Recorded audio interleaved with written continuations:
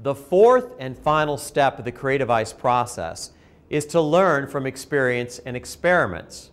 In order to make adjustments and to get smarter from our multiple shots on goal, we need to deconstruct what worked and what didn't work. And we need to reconstruct these initiatives so that they're going to be successful in the next cycle. So once again, we have to practice prismatic thinking. We need to review these projects that we've had, and we need to take a very objective look at what works and what doesn't work from all 4 points of view. This will provide real information about what's going on with our projects, what's going on with the market, and it's going to give us an opportunity to make mid-course corrections. The biggest mistake people make in learning from experience and experiments is they focus on what's not working. Now, when you focus on what's not working, you're focusing on trying to make something not happen. That's very, very complicated, and the reason is things don't work for a million different reasons. That's like chasing a rabbit down a rabbit hole. You don't know where it's going to go. Instead, you want to focus on what is working because it's got momentum. It's something you can build on. It's something that's going to take you forward towards a vision of the new as opposed to in reverse, away from something you don't want. When we're reconstructing our initiatives, once again, we're going to practice prismatic thinking. We're going to think around the 4 quadrants, and we're going to think about what kinds of actions we need to take. Do we need to start or do more of something? Do we need to stop or do less of something? And what do we need to keep or hold on to? One of the biggest challenges of innovation is we keep starting things. We keep adding things to the task list, but we have no time or capacity or resource to work on the new. So in order to create the capacity that's required to try new things, we have to stop old things.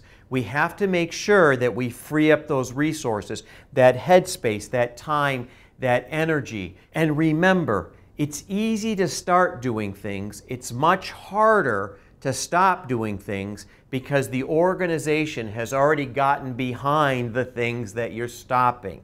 So find the courage, find the support required, stop those things that aren't working, stop those things that are merely good so you have the capacity, resources, and time to work on the things that are truly great. So now that we've learned what works and what doesn't work from these multiple shots on goal, and we've made adjustments, let's get smarter from the initiative.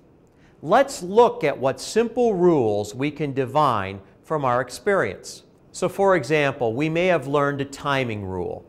Perhaps your team developed a website and it was implemented during peak user hours, and that created a lot of trouble for the organization.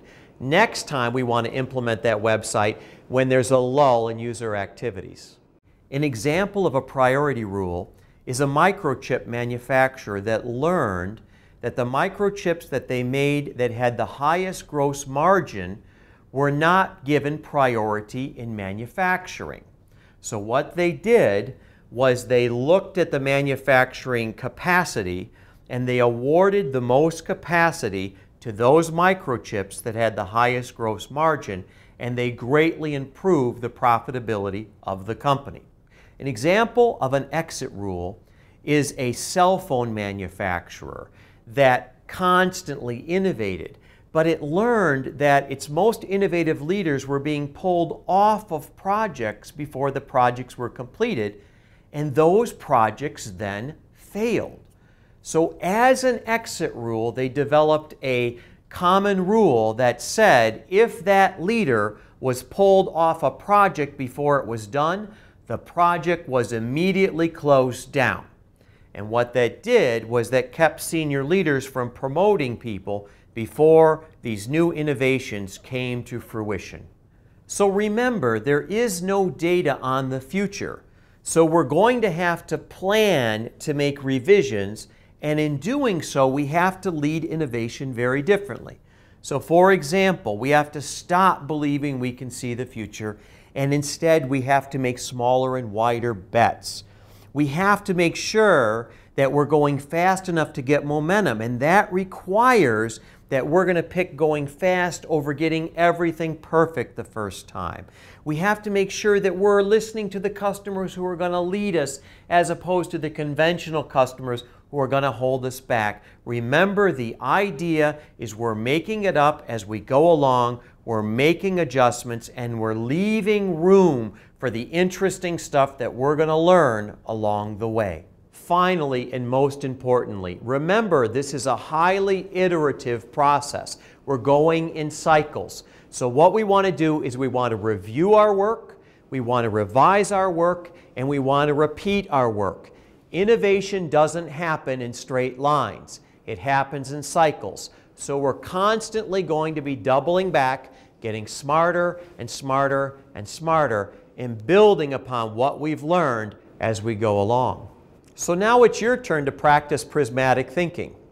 Looking at the initiatives that you've launched, ask your team what's working and what's not working. And most importantly, why? Ask your team what adjustments need to be made to these initiatives. What do we need to start or do more of? What do we need to stop or do less of? What should we keep or hold? Finally, ask your team, what simple rules can we divine from these initiatives? What simple rules can be carried forward? And most importantly, how do we institutionalize these rules as an organization?